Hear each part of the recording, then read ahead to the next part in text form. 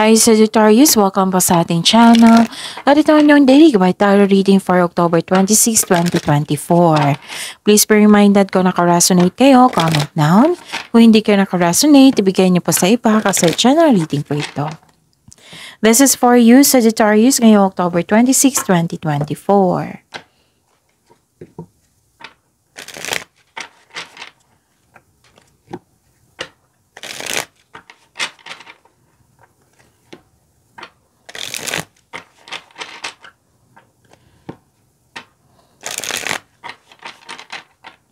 Para po ito sa inyo, Sagittarius, ngayong October 26, 2024.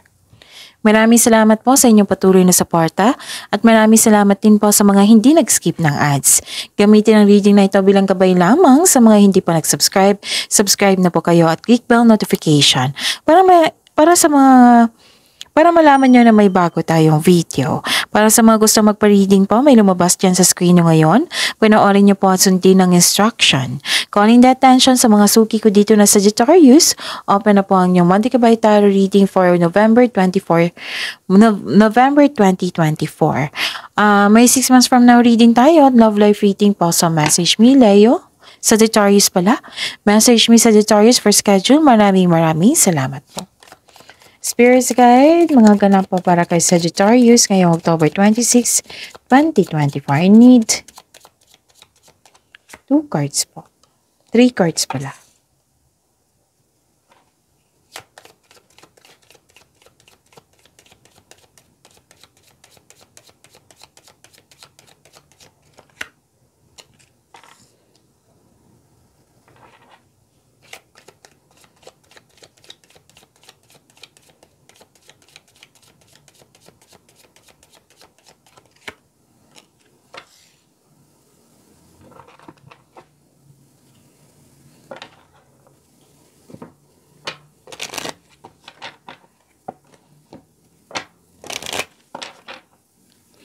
Spirits Guide, Angels, Archangels, Guardian Angels, message siya po para kay Sagittarius. Wow! Sagittarius, may nakita ko ditong hope and healing. Parang nagsaliksik kayo ngayon, nag-research para may makuhang clarity at may nakuha nga kayong clarity. Oo. May nakita rin ako ditong improvement, personal development, yes. May nakita rin ako ditong, this is money luck also. Yes, money luck. May nakita ko money luck dito. Naka-receive kayo ng blessings, marami kayong ideas. At yung ideas mo, binigyan mo na ng action. Yung matagal mo ng plano, decision, binigyan mo ng action. May transition, may transformation. Pwedeng biyahe pa uwi sa bahay nyo para magbakasyon. Pwedeng nagkaroon kayo ng adventure. Pwedeng nagkaroon kayo ng anong tawag dito? Nagkaroon kayo ng new journey. Yes. Pwedeng lumipat kayo sa malayong lugar. Basta may movement talaga dito. Busy kayo ngayon. Yes, tatlong card na po nagsabi dito na busy kayo ngayon kasi may nakita kong labas-pasok kayo sa isang malaking building na may nasikaso. May concern kayo sa isang tao na mataas ang ego, ayaw makinig or mahirap kausap. Pwede din karoon kayo ng isolation ngayon. Yung gusto nyo mapag-isa para makapag-isip na mabuti, para ma-re-energize kayo sa pagbalik nyo. May biglaang pagbabago po dito. Pwede yung separation, literal na separation na like separation of responsibilities or separation na may ganap talaga may separation dyan. Separation na like for example, like kailangan mong lumabas ng bansa para sa future nyo. So, magkakaroon ng long distance relationship. So, that is separation also. And, yun. Life review, okay. Sabi pa ni Archangel Jeremiel dito, take inventory of your life and resolve to change or heal anything that is unbalanced. So, kung nagkaroon ng disbalance, magkakaroon po yan ng healing. Kailangan ng yung anong tawag dito? To move forward. And prosperity, dalawang card na po nagsabi mo, di ba? May sabi kong na money luck dito. And this is also prosperity. Sabi po ni Archangel Ariel dito, your material needs are provided as you follow your intuition and manifest your dreams into reality.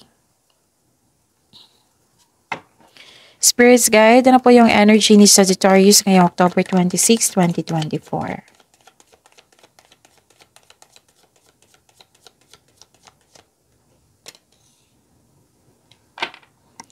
The clarification of this card po.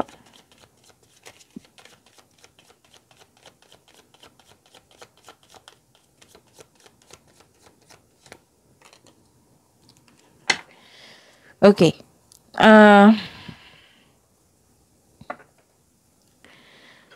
Sagittarius, remember, at the end of the day, alam mo na ikaw lang taong may kakayahan at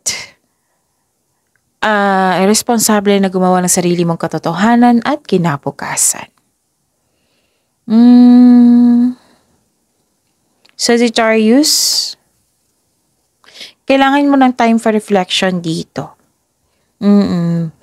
Parang may naging bisyo po daw kayo na kailangan mo ng time for reflection kasi ang bisyo na ito nakakasama sa iyo. So, kailangan ng time for reflection dito. Pwedeng, hindi ito sa inyo, pwedeng may concern kayo sa isang tao niyan. Okay? And pwede din nagkaroon ng toxic connection sa isang tao. Maaring nagkaroon ng lust over love or nagkaroon na kayo ng controlling boss, controlling partner, ganon. Pwede din sobra ka sa trabaho na wala ka ng time sa pahinga. So, our health is wealth, bigyan ng panahon. Okay? Ano pa? Nakikita ko rin dito na busy kayo. Kanina pa to tatlong card na po rin sabi dito na busy kayo, busy din kayo dito. Kaya nga may sabi dito na kailangan mo ng pahinga. Okay? Very passionate kayo sa gusto niyo sa buhay, binibigyan mo ng time and effort yung passion mo, kaya mo maging leader. So, you're divinely guided. Know that you are guided and protected now and always. Very confident and sense of worthiness are elevated po. You're becoming more confident. Okay? Spirits guide, career and money po ni Sagittarius ngayong October 26, 2024. And the clarification of this card po.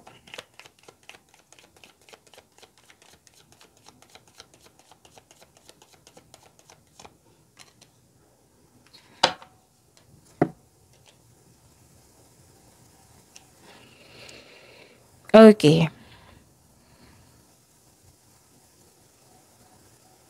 Sa career and money niyo po, nagkaroon ng long-term abundance and steady progress. Sa mga nag-invest, mukhang nagkaroon ng mabagal na resulta, ngunit maging mapagpasensya.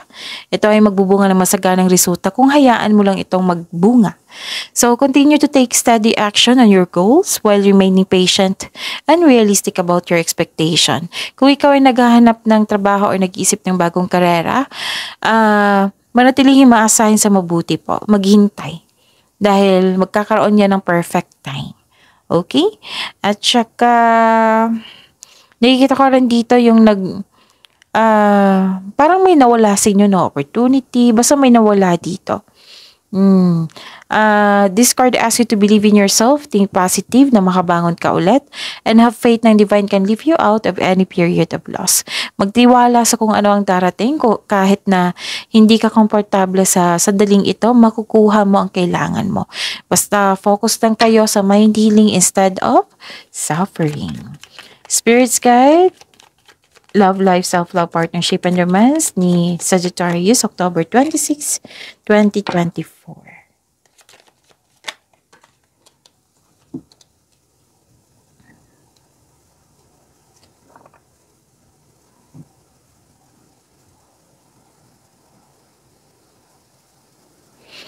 Okay, this is moving forward. You're embarking on a healing journey. So this is a clarification of your card here na may healing. Naganap. Nag-decide ka na mag-move on mula sa mapanakit na pangyayari. Sa mga relasyon sa buhay mag-asawa, posibleng magpasya kayong yung bumukod.